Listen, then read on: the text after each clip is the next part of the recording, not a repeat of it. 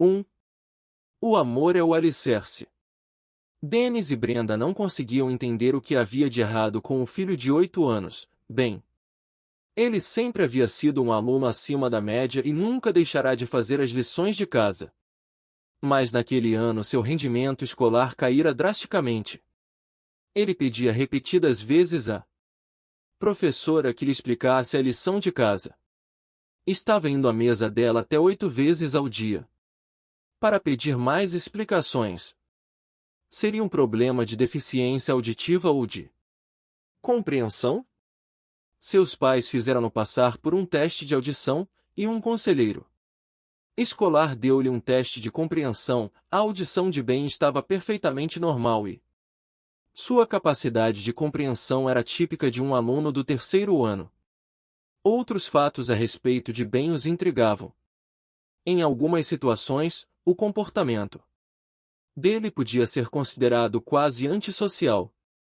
A professora tinha o hábito de lanchar com as crianças, procurando sempre estar ao lado de alunos diferentes, porém Ben algumas vezes empurrava os coleguinhas para que pudesse, ele, estar ao lado da professora. No recreio, sempre que a professora aparecia no parquinho, ele deixava as outras crianças para perguntar-lhe algo sem importância, fugindo assim dos colegas. Se a professora participasse de alguma brincadeira durante o recreio, Ben tentava segurar na mão dela durante o jogo. Seus pais já se haviam reunido com a professora por 3 vezes, sem conseguir identificar o problema do menino. Independente e feliz, assim era Ben nos anos anteriores. Porém agora ele parecia apresentar um comportamento do tipo pegajoso e inconveniente, que não fazia nenhum sentido. Ele também estava brigando com muito mais frequência com a irmã mais velha, muito embora seus pais achassem que era apenas um período passageiro que estava atravessando.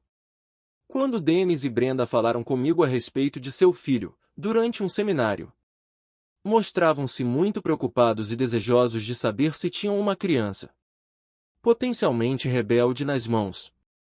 Dr. Chapman, sabemos que este é um seminário sobre o casamento e talvez a nossa pergunta não seja apropriada para este momento, disse Brenda, mas meu marido e eu achamos que o senhor poderia nos dar algumas diretrizes. Então eles descreveram a mudança no comportamento de Ben. Perguntei-lhe se o estilo de vida da família havia sofrido alguma alteração naquele ano. Dennis respondeu que era vendedor e que 2 noites por semana ficava ausente de casa, atendendo chamadas, mas que estava em casa das 18 horas às 19h30 nas outras noites. Estas ocasiões eram utilizadas para finalizar algum trabalho ou ver um pouco de televisão.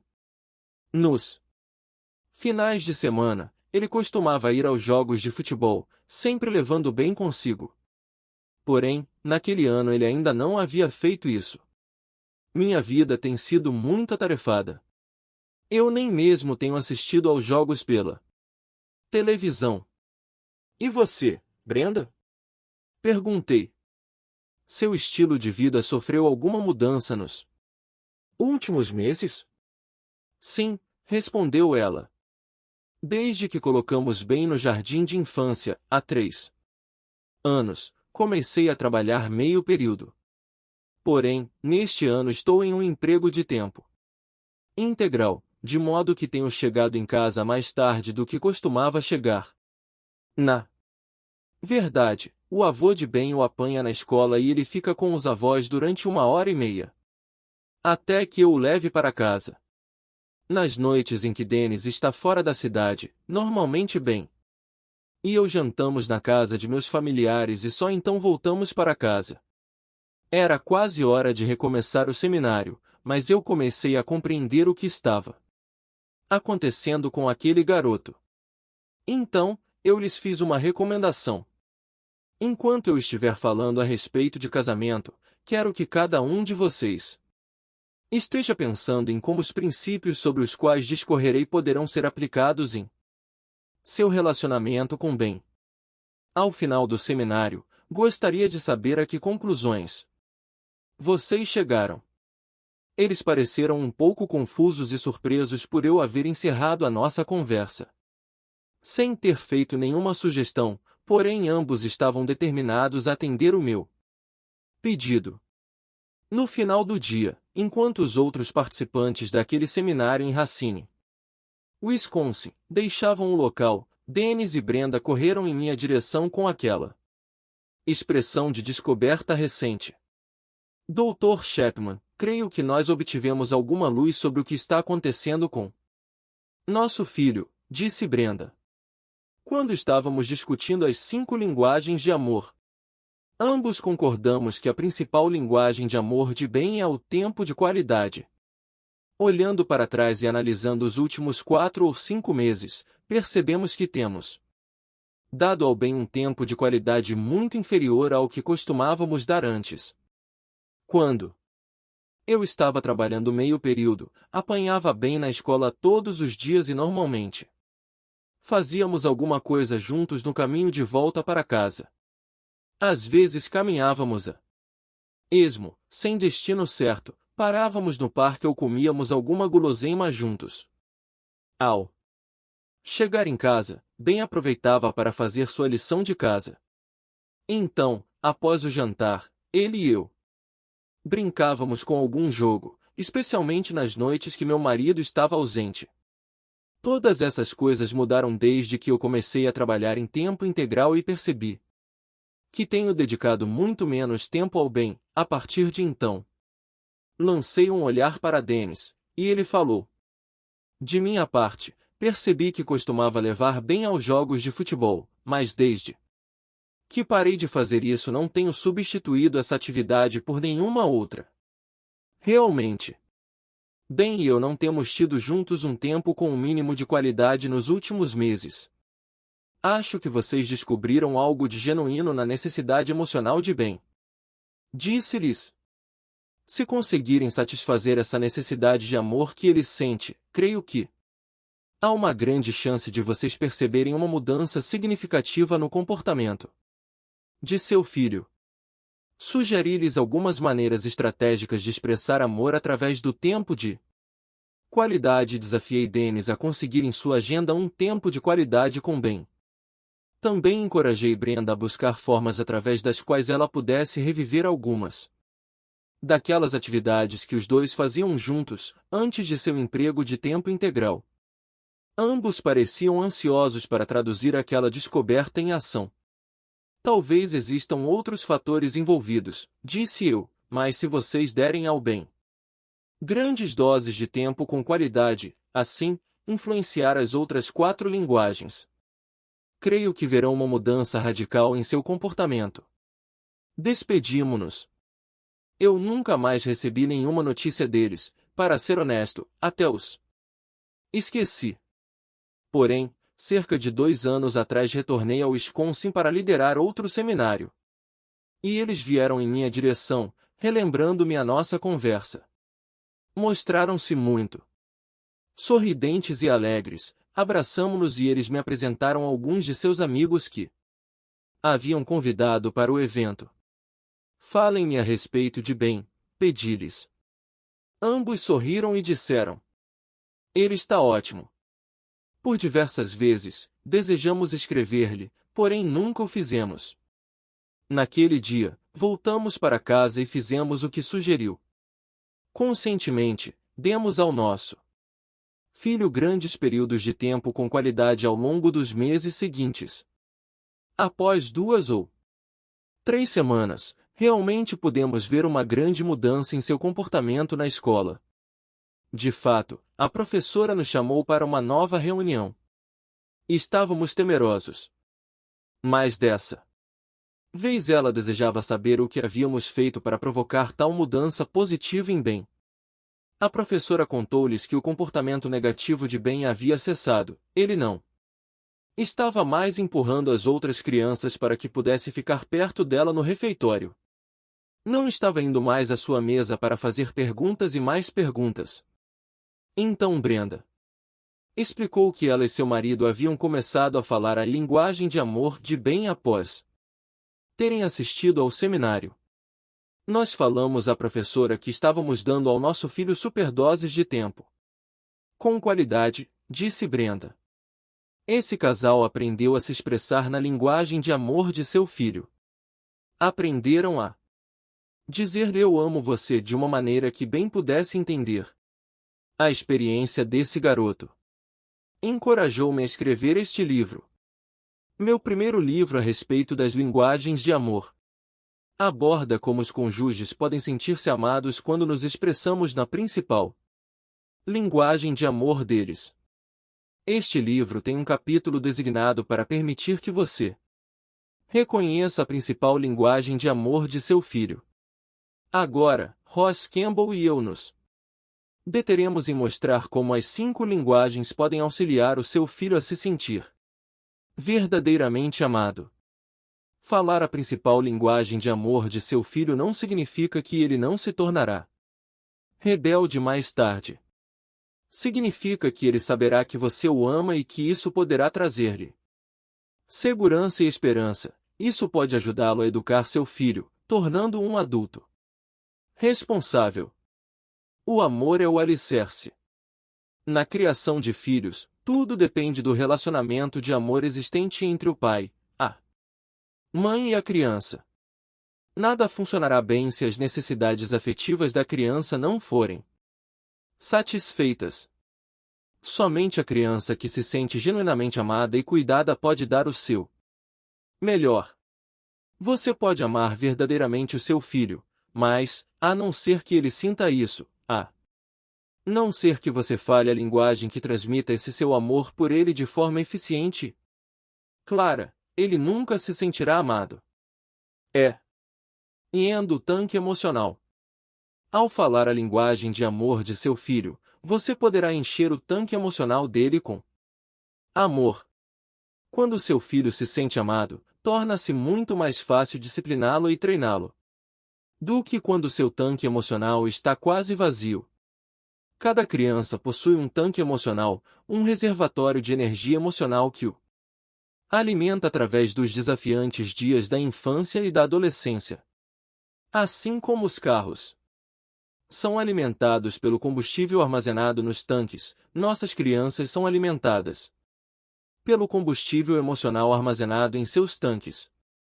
Devemos encher os tanques emocionais de nossos filhos para que eles possam operar como devem e alcançar todo o potencial de que são capazes. Porém, com o que enchemos esses tanques? Claro que é com amor, mas com um tipo particular de amor que capacitará nossos filhos a crescer e a agir de forma adequada e sadia. Precisamos encher o tanque emocional deles com o amor incondicional. Porque o amor verdadeiro sempre é incondicional. Esse tipo de amor é completo, aceita a criança e lhe dá apoio pelo que ela é, e não pelo que ela faz. Não importa o que ela faça, ou não faça, ainda assim seus pais a amam. Infelizmente, os pais muitas vezes expressam um amor condicional, que depende de outros fatores. O amor condicional baseia-se na atuação e está frequentemente associado com técnicas de treinamento que oferecem presentes, recompensas e privilégios àqueles que se comportam ou atuam de determinada maneira. Não estou aqui afirmando que não seja necessário treinar ou disciplinar nossos filhos. Mas isso deve acontecer apenas quando seus tanques emocionais estiverem cheios. Tais tanques somente podem ser abastecidos com um único tipo de combustível, de primeiríssima qualidade, o amor incondicional. Nossas crianças possuem tanques de amor prontos para ser abastecidos e reabastecidos, pois podem esvaziar-se de tempos em tempos. Somente o amor incondicional previne problemas como ressentimento, amargura, sentimentos de não ser amado, culpa, medo e insegurança. Só quando damos aos nossos filhos o amor incondicional somos capazes de compreendê-los profundamente e de lidar de maneira adequada com seus comportamentos, sejam eles bons ou ruins. Molly cresceu em um lar de modestos recursos financeiros. Seu pai trabalhava próximo de casa e sua mãe dedicava-se aos afazeres domésticos quase todo o tempo, exceto por um pequeno emprego de meio período. Ambos eram pessoas muito esforçadas e trabalhadoras. Motivo de orgulho para os filhos. O pai de Molly costumava fazer o jantar e juntos regularmente lavavam e guardavam a louça após as refeições. Aos sábados, durante o dia, dedicavam-se às enfadonhas tarefas semanais, porém, à noite, se deliciavam com cachorro-quente ou hambúrguer. As manhãs de domingo eram consagradas aos cultos na igreja, e o resto do dia era normalmente passado com os parentes. Quando Molly e seu irmão eram bem pequenos, seus pais tinham por hábito ler para eles, quase todos os dias. Agora que já estavam na escola, seus pais os ajudavam e encorajavam a perseverar nos estudos. Eles desejavam que seus filhos aproveitassem a oportunidade que tinham de estudar, oportunidade que eles mesmos não tiveram a felicidade de ter. Uma das colegas de escola de Molly, na 6ª série, era Stephanie. As duas assistiam à maioria das aulas juntas e com frequência repartiam o lanche que traziam de casa no horário do recreio. Apesar de serem muito amigas na escola, quase inseparáveis, elas não iam à casa uma da outra. Se fossem, perceberiam as enormes diferenças que existiam entre seus lares. O pai de Stephanie era um vendedor de muito sucesso, capaz de suprir generosamente todas as necessidades materiais de sua família. Ele também ficava ausente do lar quase todo o tempo. A mãe de Stephanie era enfermeira. O irmão estudava fora, em uma escola particular. Ela própria havia estudado em um colégio interno durante 3 anos até que suplicou que fosse transferida para uma escola pública local, com seu pai viajando sempre e sua mãe trabalhando em demasia. Com frequência a família fazia as refeições fora de casa. Molly e Stephanie foram grandes amigas até completarem o 1º grau, quando Stephanie ingressou num colégio preparatório para a universidade, próximo da casa de seus avós. Durante o 1º ano de separação, as duas amigas trocaram correspondência. Depois disso, Stephanie começou a namorar e as cartas começaram a ficar cada vez mais raras até que cessaram. Molly fez outras amizades e então começou a namorar um rapaz que havia se transferido para a sua escola. Molly nunca mais recebeu notícias de sua amiga Stephanie. Se tivesse recebido, ficaria triste por saber que Stephanie, após haver se casado e ter tido um filho, fora encarcerada como traficante de drogas e mantida na prisão por alguns anos, sendo abandonada pelo marido nesse período. Em contraste com a história de sua amiga, a de Molly era radicalmente diferente. Ela era muito feliz com seu casamento e seus 2 filhos. O que levou a vida dessas duas amigas de infância a tomar rumos tão drasticamente diferentes? Muito embora não exista só uma resposta, podemos ver que grande parte do motivo pode ser percebida no que Stephanie certa vez contou a seu terapeuta: nunca me senti amada pelos meus pais. Inicialmente, eu me envolvi com as drogas porque queria que meus amigos gostassem de mim e me aceitassem. Ao dizer isso, ela não estava tentando colocar a culpa nos pais, antes, porém, estava tentando entender a si mesma. Você notou o que Stephanie disse? Ela não disse que seus pais não a amavam, mas que não se sentia amada. A maioria dos pais ama verdadeiramente seus filhos e também deseja que eles se sintam amados, porém poucos sabem como expressar esse sentimento de modo adequado. Só quando os pais aprenderem a amar incondicionalmente é que permitirão que seus filhos saibam quanto são de fato amados. Como uma criança se sente amada. Na sociedade moderna, criar filhos emocionalmente saudáveis é uma tarefa cada vez mais difícil. A ameaça contemporânea das drogas tem amedrontado a maioria dos pais.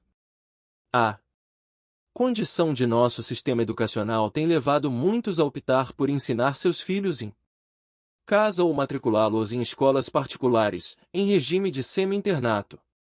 A escalada da violência, tão presente nas grandes cidades, leva os pais a se perguntar se seus filhos conseguirão atingir a vida adulta. É nessa dura realidade que ousamos oferecer uma palavra de esperança. Desejamos que você desfrute de um relacionamento amoroso com seus filhos. Nosso foco principal neste livro está centrado em um aspecto muito importante da paternidade e da maternidade: satisfazer a necessidade que seu filho sente de amor. Se os filhos se sentirem genuinamente amados por seus pais, eles responderão melhor às diretrizes paternas, em todas as áreas da vida. Escrevemos este livro para ajudá-lo a dar a seus filhos uma experiência mais abundante do amor que você tem por eles. Isso será possível quando você falar as linguagens de amor que eles compreendem e podem responder. Para uma criança sentir-se amada, precisamos aprender a falar a linguagem de amor específica dela. Cada criança possui um modo especial e particular de perceber amor. Basicamente, há 5 maneiras pelas quais as crianças, e mesmo os adultos, podem falar e compreender o amor emocional. São elas: o contato físico, as palavras de afirmação, o tempo de qualidade, os presentes e as atitudes de serviço. Se você tem vários filhos, é muito provável que eles falem diferentes linguagens. Visto que as crianças não têm a mesma personalidade, pode ser que elas escutem em distintas linguagens de amor. Normalmente, 2 crianças necessitam ser amadas de maneiras diferentes. O tipo de amor não importa o que. Qualquer que seja a linguagem de amor que seu filho melhor compreenda, ele precisa que o sentimento seja expresso de uma única maneira, incondicionalmente. O amor incondicional é uma luz guia que ilumina a escuridão e que permite que nós, ao exercermos a nossa missão de pais, saibamos onde estamos e o que necessitamos fazer enquanto educamos nosso filho. Sem esse tipo de amor, a paternidade e a maternidade são desnorteadas e confusas. Antes de explorar as 5 linguagens de amor, vamos considerar a natureza e a importância do amor incondicional. Podemos melhor defini-lo mostrando o que ele faz. O amor incondicional é aquele que independe de qualquer coisa. Amamos a criança a despeito de como ela é, de suas posses, de suas responsabilidades ou habilidades, independentemente do que esperamos que ela seja e, o mais difícil de tudo, apesar de suas atitudes. Isso não significa permitir que ela haja de qualquer maneira. Antes, significa que daremos e demonstraremos amor o tempo todo, mesmo nas ocasiões em que seu comportamento for reprovável. Essa ideia soa para você como excesso de permissividade? Não é isso, no entanto, o que estou defendendo. O que estou querendo dizer é que você deve colocar as primeiras coisas em primeiro lugar. O tanque emocional de uma criança precisa ser abastecido antes que qualquer treinamento efetivo ou disciplina sejam postos em prática. Uma criança cujo tanque emocional esteja repleto poderá responder adequadamente às diretrizes paternais, sem nenhum ressentimento. Algumas pessoas temem que esse conceito possa tornar a criança mimada demais, mas essa é uma falsa concepção. O amor incondicional adequado nunca será excessivo para uma criança. Ela poderá tornar-se mimada pela falta de disciplina ou por um amor inadequado, que se expressa de forma equivocada. O amor incondicional jamais mimará uma criança. Porque é impossível aos pais dar esse tipo de amor em excesso, já que não há limites para ele. Talvez seja difícil aceitar esses princípios, pois eles contrariam tudo o que você acreditava ser verdadeiro. Se esse for o seu caso, é possível que considere difícil oferecer esse tipo de amor incondicional ao seu filho. Entretanto, à medida que você o fizer e conseguir perceber os benefícios que ele traz, isso se tornará cada vez mais natural e fácil para você. Por favor, persevere nesse alvo e faça o que for melhor para seu filho, sabendo que seu amor será o responsável pela tremenda diferença existente entre crianças bem equilibradas e felizes e as inseguras, nervosas, inacessíveis e imaturas. Se você não tem amado seus filhos dessa maneira, é provável que enfrente dificuldades no princípio. Porém, à medida que você exercita o amor incondicional, descobrirá que ele tem um maravilhoso efeito, pois você se tornará uma pessoa mais generosa e amorosa em todos os seus relacionamentos. Claro que ninguém é perfeito, por isso não espere amar incondicionalmente em tempo integral. Mas é certo que, se você perseverar em direção ao alvo, vai sentir-se mais coerente e confiante em sua habilidade de amar, independentemente de quaisquer fatores. Talvez lhe seja útil relembrar periodicamente alguns pontos um tanto quanto óbvios a respeito de seus filhos. 1. Eles ainda são crianças. 2. Eles têm uma forte tendência a agir como crianças. 3. A maioria dos comportamentos infantis é desagradável. 4. Se eu fizer a minha parte como pai ou mãe e amá-los, apesar de seus comportamentos infantis, eles poderão amadurecer e abandonar tais atitudes. 5. Se eu amar meus filhos somente quando eles fizerem coisas que me agradam, amor condicional, e expressar meu amor por eles apenas nesses momentos, eles não se sentirão genuinamente amados. Esse sentimento de desamor irá prejudicar a autoimagem deles, os fará sentir-se inseguros, e com certeza, os impedirá de progredir para melhorar o autocontrole e assumir um comportamento mais maduro. Portanto, o desenvolvimento e o comportamento de meus filhos é de responsabilidade de ambos, minha e dele. 6. Se eu amar meus filhos somente quando eles atingirem as minhas expectativas, anseios ou os objetivos que eu tiver traçado, eles se sentirão incapazes e acreditarão que é inútil esforçar-se para fazer o melhor, já que isso lhes parecerá não ser suficiente para obter a aprovação. Eles sempre serão atormentados pela insegurança, pela ansiedade, pela baixa autoestima e pela ira. Para me prevenir contra esses sentimentos negativos, preciso me lembrar frequentemente da responsabilidade crucial que tenho no crescimento de meus filhos. Para saber mais sobre esse assunto, leia Filhos Felizes, escrito por Ross Campbell. 7. Se eu os amar incondicionalmente, eles se sentirão bem consigo próprios e serão capazes de controlar a ansiedade e seus comportamentos enquanto caminham para a fase adulta. Claro que existem comportamentos em nossos filhos que são próprios de cada idade. Os pré-adolescentes agem de forma diferente das crianças mais novas. Um garoto de 13 anos irá reagir diferentemente de um de 8 anos de idade.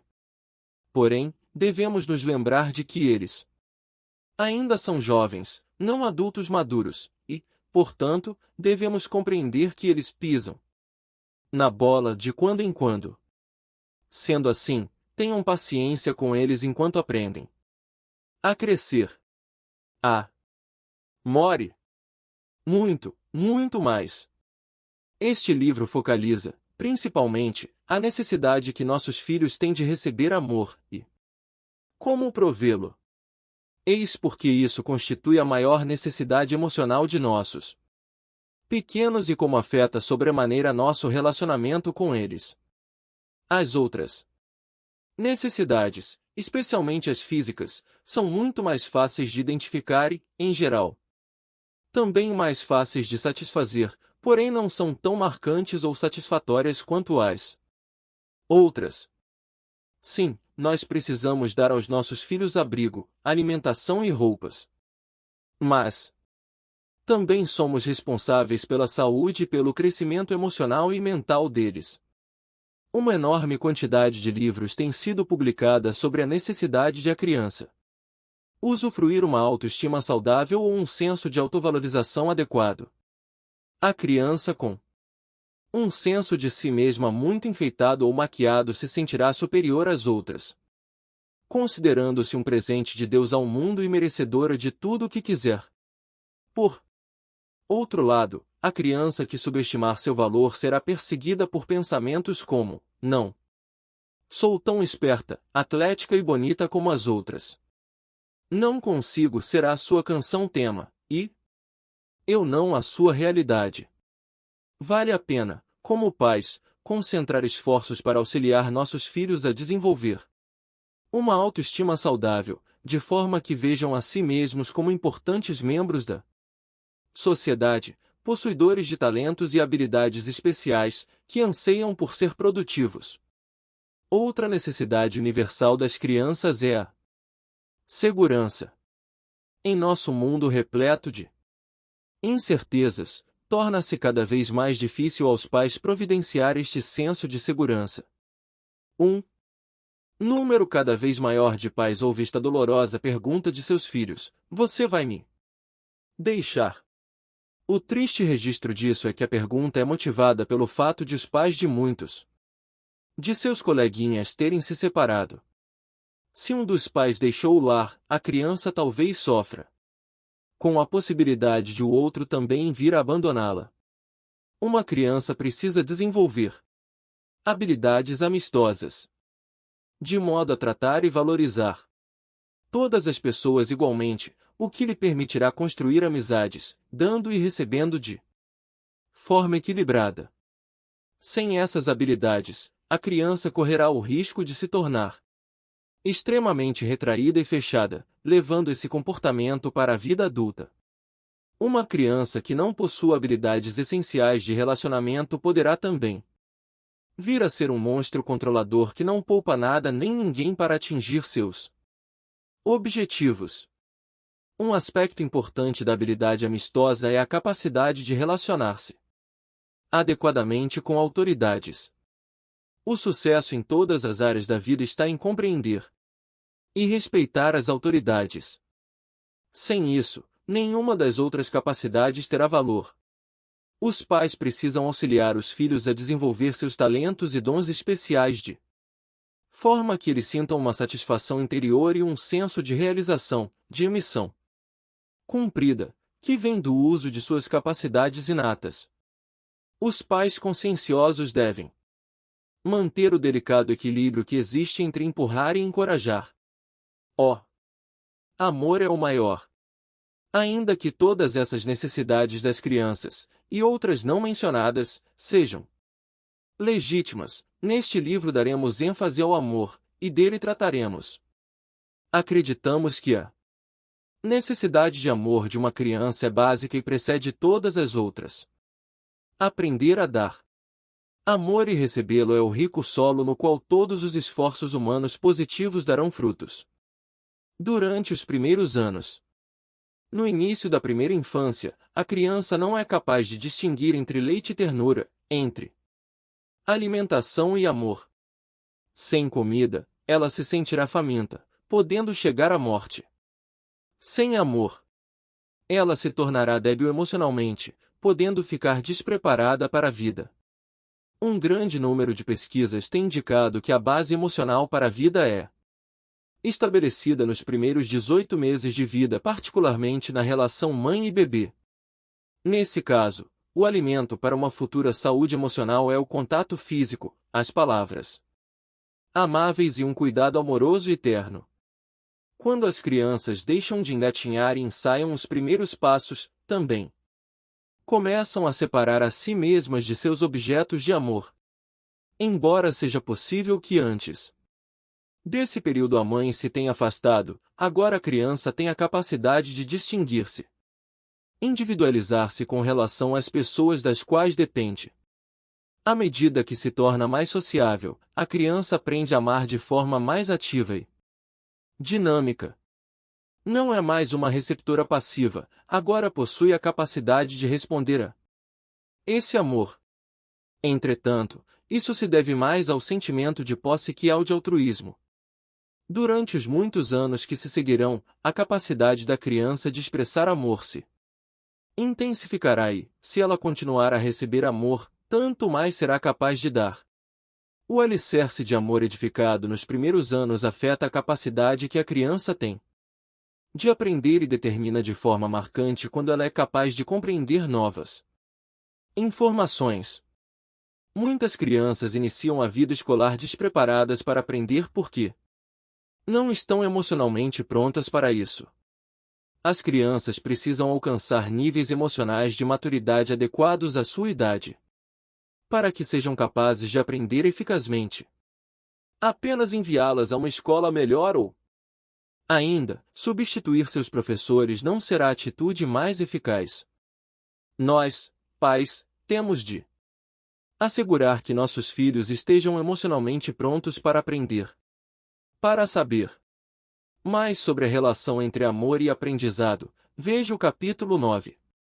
Durante a adolescência, satisfazer a necessidade de amor de uma criança não é uma tarefa tão simples quanto possa parecer à primeira vista, e isso é especialmente verdadeiro quando a adolescência começa. Os perigos dessa fase da vida já são por si sós amedrontadores, mas tornam-se ainda piores quando a criança inicia esse processo com um tanque emocional vazio. Dessa forma, ela se torna particularmente vulnerável aos problemas e riscos próprios dessa fase. As crianças que crescem sob o efeito do amor condicional aprendem a amar dessa maneira. Quando atingirem a adolescência, com frequência irão manipular e controlar seus pais. Quando forem agradadas, agradarão. Quando se sentirem insatisfeitas, elas os frustrarão. Isso causa uma letargia nos pais, pois eles anseiam satisfazer e agradar os filhos. Adolescentes, que por sua vez não sabem amar de forma incondicional. Em geral, esse círculo vicioso se transforma em ira, ressentimento e agressões por parte dos adolescentes. O amor e os sentimentos de nossos filhos. As crianças são basicamente seres emocionais. Começam a compreender o mundo que as cerca através das emoções. Muitos estudos feitos recentemente têm mostrado que o estado emocional da mãe sempre afeta o bebê ainda quando este está em seu útero. O feto reage de acordo com a ira ou a alegria da mãe. Quando as crianças crescem, são extremamente sensíveis ao estado emocional de seus pais. Na família Campbell, muitas vezes nossos filhos eram mais conscientes de nossos sentimentos do que nós mesmos. Por exemplo, era comum um deles identificar como eu estava me sentindo quando nem mesmo eu me dava conta disso. Minha filha dizia algo como: "Por que você está tão bravo, papai?" E, mesmo quando não estava consciente de tais sentimentos negativos, eu parava, refletia a respeito e percebia que, sim, eu ainda estava nervoso com algo que havia acontecido durante o dia. Em outras ocasiões, um de meus filhos dizia: "Por que você está tão feliz, papai? Como você percebeu?" Eu perguntava, desejando saber se tinha dado alguma dica. Certa vez, nossa filha, Carey, respondeu: "Por que você estava assobiando uma canção muito alegre?" Eu nem mesmo havia percebido que estava assobiando. Os filhos não são formidáveis? Eles são muito sensíveis aos nossos sentimentos. Essa a razão de serem tão extraordinariamente conscientes de nossas demonstrações de amor e também de terem tanto medo de nossa ira. Trataremos com mais detalhes desse assunto mais tarde. Temos de comunicar nosso amor em uma linguagem que nossos filhos compreendam. O adolescente que foge de casa é uma criança que está convencida de que ninguém o ama. Creio que muitos dos pais desses fugitivos protestariam veementemente dizendo que amam seus filhos de verdade, e talvez assim o seja. Porém, esses pais não comunicaram esse amor de forma eficiente e compreensível. Os pais têm cozinhado, lavado as roupas, levado os filhos à escola, providenciado o sustento e as oportunidades de educação e lazer. Todas essas coisas são expressões de amor, válidas se o amor incondicional estiver em primeiro lugar, mas nunca serão substitutos à altura desse tipo fundamental de amor. E as crianças sabem diferenciá-los. Elas sabem reconhecer quando estão recebendo o que mais profundamente almejaram. C. Como comunicar o seu amor. A triste verdade é que poucas crianças se sentem amadas de modo incondicional. É igualmente triste é que a maioria dos pais ama os filhos de verdade. Qual o motivo para essa terrível contradição? A causa principal está no fato de que poucos pais sabem transferir esse amor sincero e verdadeiro para o coração dos filhos. Alguns supõem que, porque amam seus filhos, estes automaticamente sabem disso. Ainda outros acham que apenas dizer frases do tipo "eu te amo" irá transmitir de forma eficaz aquele amor. Infelizmente, isso não corresponde à verdade. Motivando através de seu comportamento. Claro que é bom sentir amor e verbalizá-lo, mas isso não é suficiente para fazer com que uma criança se sinta amada incondicionalmente. A razão para isso é que as crianças são seres cuja motivação é comportamental.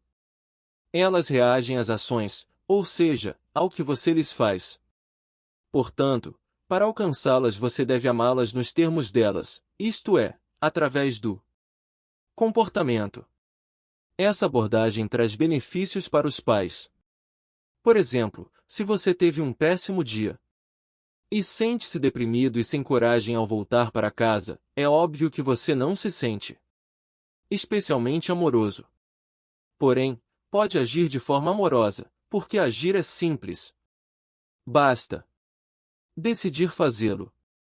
Assim, você poderá dar amor aos seus filhos mesmo quando não sentir vontade. Talvez você esteja querendo saber se essa é uma atitude honesta e se seus filhos podem enxergar de maneira correta através de você. Inexplicavelmente eles podem, porque são muito sensíveis do ponto de vista emocional. Eles sabem quando você não se sente disposta a demonstrar amor e, ainda assim, vivenciam o seu amor de maneira comportamental. Você não concorda que eles serão ainda mais agradecidos e compreensivos quando você for capaz de amar não importando como se sente interiormente? Os seus filhos perceberão como você se sente a respeito deles pela maneira como se comporta em relação a eles. Foi o apóstolo João quem escreveu: "Filhinhos, não amemos de palavra, nem de língua, mas de fato e de verdade." 1 João 3,18. Se você começar a escrever uma lista com todas as formas comportamentais de amar uma criança, duvido que consiga preencher mais que uma página. Não existem muitas maneiras e é bom que seja assim. Por que você deseja manter isso de modo simples? O que importa é manter os tanques emocionais de seus filhos sempre cheios, transbordantes. Você pode simplesmente lembrar que as expressões comportamentais de amor podem ser divididas em contato físico, tempo de qualidade, presentes, atos de serviço e palavras de afirmação. Falando a linguagem de amor de seus filhos. Como mencionado anteriormente, há 5 linguagens de amor e é provável que seu filho tenha uma que melhor lhe comunica amor. Falar a linguagem de amor de seu filho irá satisfazer a profunda necessidade de amor que ele sente. Isso não significa, porém, que você falará apenas aquela linguagem. As crianças têm de receber amor através de todas as linguagens para abastecer seu tanque emocional e mantê-lo cheio. Isso quer dizer que os pais devem aprender a falar todas elas. Nos próximos 5 capítulos mostraremos como seus filhos podem receber amor em todas as linguagens. Ainda, a maioria possui uma linguagem de amor específica, que lhes fala ao coração de forma mais audível e rápida que as outras. Se você deseja satisfazer eficazmente as necessidades emocionais de seus filhos, é crucial descobrir a principal linguagem de amor deles. A partir do segundo capítulo, nós o ajudaremos a identificar a principal linguagem de amor de seu filho. Entretanto, cabe aqui uma palavra de cautela. Se o seu filho tiver menos de 5 anos, não espere descobrir a principal linguagem de amor dele. Você não conseguirá. A criança pode fornecer algumas pistas, mas sua linguagem de amor raramente é identificada de forma clara. Apenas comunique seu amor utilizando as 5 linguagens: contatos ternos, palavras de apoio, tempo de qualidade, presentes e atos de serviço. Todas convergem para satisfazer a necessidade emocional de seu filho. Se essa necessidade for satisfeita e seu filho sentir-se genuinamente amado, será muito mais fácil para ele aprender e reagir em outras áreas. Esse amor relaciona-se com todas as outras necessidades da criança. Incentive-os igualmente a falar as 5 linguagens, pois ele necessita de todas elas para crescer, ainda que deseje uma mais que as outras. Uma segunda palavra de cuidado: quando você descobrir a linguagem de amor de seu filho e, por consequência, ele receber o amor de que necessita, não presuma que tudo na vida dele irá acontecer normalmente. Com certeza, haverá retrocessos e erros, porém seu filhinho, como uma flor, se beneficiará de seu inequívoco amor. Quando você o regar sabiamente com a água do amor, ele florescerá e abençoará o mundo com sua beleza. Sem esse tipo de amor ele se tornará uma flor murcha, ressequida a implorar por água. Por que você almeja que seus filhos se desenvolvam até alcançarem plena maturidade? Desejará mostrar-lhes amor em todas as linguagens, e então, ensinar-lhes como usá-las para si mesmos. Isso tem um profundo valor não somente para seus filhos mas também para as pessoas com as quais eles conviverão e se associarão. Uma característica de um adulto maduro é a capacidade de dar e receber apreciação por intermédio de todas as linguagens de amor: contato físico, tempo de qualidade, palavras de afirmação, presentes e atos de serviço. Poucos adultos são capazes disso, a maioria dá e recebe amor de uma ou, no máximo, 2 maneiras. Se isso é algo que você não tem feito até aqui, talvez descubra que também irá mudar e crescer na compreensão e na qualidade de seus relacionamentos. Em tempo, você terá uma família verdadeiramente poliglota.